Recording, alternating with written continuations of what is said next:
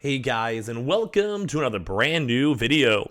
In this video, we actually have a pretty cool update going on for all of you lovely folks over here when it comes to the PlayStation 5. We actually do have a brand new system update that came out as of today. So if any of you guys got your PlayStation 5, you try to turn on, we actually had a pretty somewhat bigger and somewhat substantial update. And this actually is something a little bit more different than just the usual improving notices or improving performances. Although, as you guys probably know from the meme itself, that actually was and did actually go and make its way up there too as well. But there actually is a pretty big update, as well as also pretty big other features, and we've also already seen some other games as well do some pretty big updates with it. So always a big thumbs up in my mind whenever we have a chance to go and see the PlayStation 5 itself when they have new features, new updates, new things, and I always want to go and talk about it. So we're obviously going to go and talk about it. As well, if any of you guys are brand new, so you guys click on the video, make sure you guys are subscribed with the notifications on as well for our ongoing PlayStation 5 giveaway. We have the Amazon links down below for all the signups for the PS5 Horizon, disc, and also Xbox. Twitter and Twitch room down below. Would love you guys would follow. And of course, as well, check on the Target links down below because we do keep on seeing people buy them and getting their Target PlayStation. So check them out. But like I said, as of today, there actually was a brand new PlayStation 5 update that actually went out and popped out today. So for this, the PlayStation 5 update is now actually adding a brand new feature called Auto Low Latency Mode to now go and help out and smooth out performance, as well as kind of like ties into like TV performance and all of that, which this update actually does go and weigh in, as you guys can see in the article, somewhat bigger than usual. A lot of the times we actually have these updates like the PlayStation updates or whatever, and they'll maybe be a few megabytes, like 200 megabytes, 400 megabytes or whatever. This one is actually at least somewhat sizable, not like huge, like, like a 50 gig game, but it is 1 gigabyte update, so it's a little bit bigger than usual. So, a brand new PS5 update has just launched worldwide.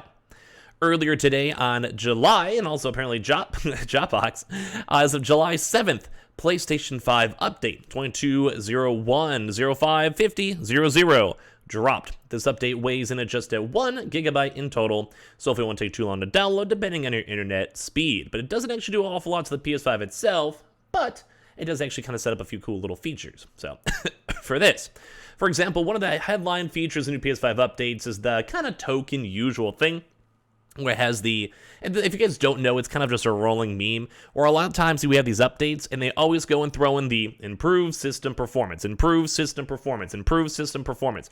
We've had like multiple updates in general that is literally the only line. Like, I'm not joking. Like, that is literally the only thing they include is just improves system performance. So outside of that, though, the sole other feature of the new update is that now that it enables auto low latency mode now on compatible TVs while you're playing games on the PS5. So I think this is actually a little bit more somewhat specific and somewhat niche depending on your TV, but as well, it's also very, very nice too for future nicer TVs or if you guys make TV upgrades or all that type of stuff. If you're unfamiliar with auto low latency mode, it basically attempts to smooth out a game you're playing to compensate for any input lag. So if you were experiencing any lag issues with your TV while playing games on your PS5, this update is actually good for you, as your games will look a whole lot more smoother without any significant visual sacrifices. So we've actually seen a lot more of these updates in regards to TVs. Now, I'd probably say a lot of the bigger stuff when it comes to VRR, HDR, whatever this may be, is typically like any TV past like 2018. I'm gonna assume a lot of you guys have probably gotten your relatively newer TVs. Some folks, you guys might be sending a TV from 2015. I'm not judging it. Going whenever you want to get an upgrade, go for it. It's like you're not missing on too much. But some of these newer features are very nice in terms of stability, in terms of graphics, in terms of consistency of frames, or as well as you guys can see with this new update, making your games a lot more smoother if you guys have like a proper TV with it, and you also have any issues or like lag spikes or performance issues. So the article itself says it's a relatively small update, and in fact, this actually is the very first update in quite some time. It's been like over a month since we actually had a proper big PS5 update, which actually, funny enough, was kind of a really kind of cool one in April. They added a few different types of language supports, as well as also added more features for the trophy hunting, so for all that stuff. We covered this a little bit when it first came out a while ago. Some other little features too as well is that you can basically now actually go and adjust the ALL settings now, because we kind of just covered over here through the settings, then you go to screen and video, then go to video output, then go to ALLM, which is the feature we talked about before, and from there, players can select automatic to have their TV automatically adjust to ALLM, or they can just select off to disable ALLM, except during variable refresh rate output. These are the full-on notes too as well for the performance, like the update. So PS5 version, as we mentioned. If you're using a TV that supports the ALLM, auto low latency mode, you can adjust ALLM settings in settings, screen and video output, and ALLM. If you select automatic, your TV will automatically switch to low latency mode while playing games. And this also is very nice too, just in case, it's just so many various features. It just makes everything a lot more smoother, a lot more easy to transition and go from there.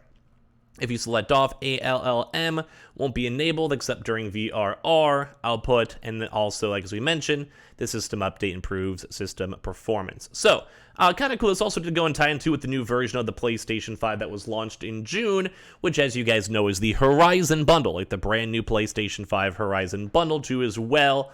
But that also leads into our next topic, where Horizon Forbidden West, Mo's latest PS5 update as well, also now added a new balanced 40Hz graphics mode.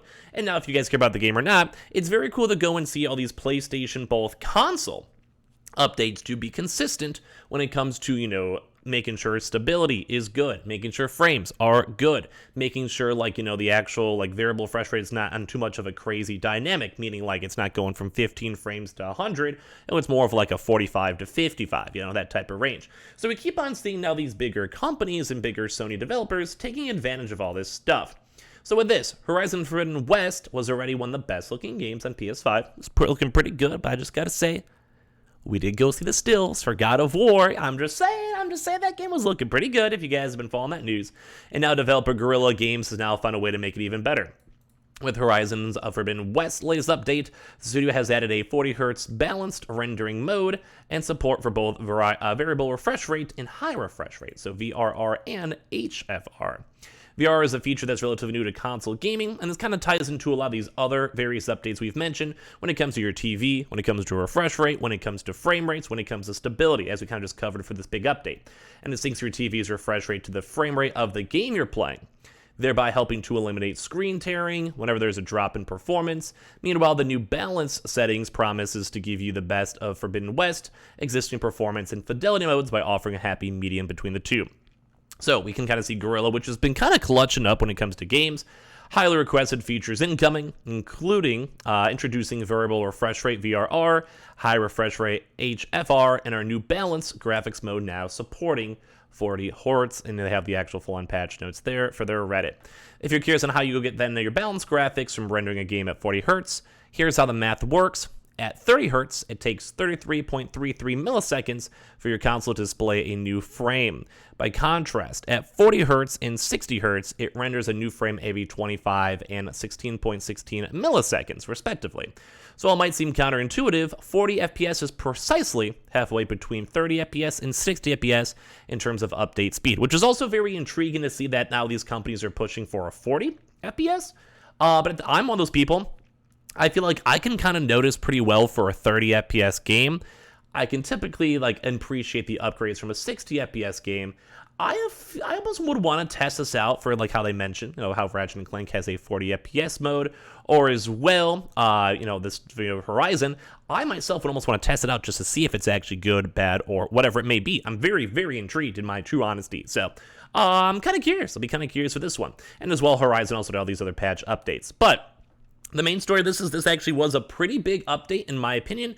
I do think kind of Sony setting that ground level of let's make all TVs, good. Let's make VRR consistent. Let's make all of our games kind of bump up their update range, especially as we're looking at HDR and other various compatible things.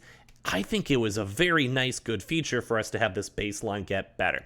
Because I think that's a big talking point. You don't want to have you could always talk about the best game ever and the most efficient frames and best graphics ever.